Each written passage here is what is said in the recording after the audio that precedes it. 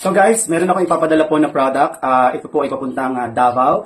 Thank you po Mr. Alex Divina Gracia. Dahil yan po ay ipapadala po natin today, i-testing po muna natin. Actually, Mr. Divina Gracia po ay naka-order na po ng 50 unit parad, pero gusto niya po ulit mag-avail nitong ating 25 unit parad para sa mga resistive appliances. So, ang gagawin po muna natin is, i-testing po muna natin siya bago natin siya ipadala sa JNT. So, i-test muna po natin yung kanyang device. Okay, so buhayan po natin ito. Meron po ako ditong electric kettle. Okay, so pag sinaksak po natin yung electric kettle dito, at pag in-on po natin siya, ito po yung kanyang magiging wattage consumption. Ayan po. Pag in-on po natin siya, ano po yung wattage consumption? 1,424 or 22 or 19 po.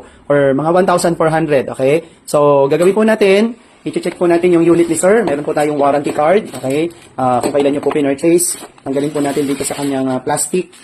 Dito po natin isasaksak yung ating device o yung ating tawag po dito, electric water kettle. Okay? So, saksak po natin. Yan po, saksak po natin. Then, saksak po natin sa ating power saver. Check lang po natin. Yan, i-on po natin siya.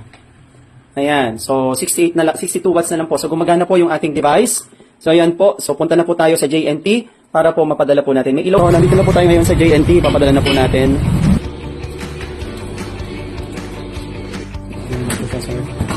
Okay lang po ba yung video kita? Sige, okay na.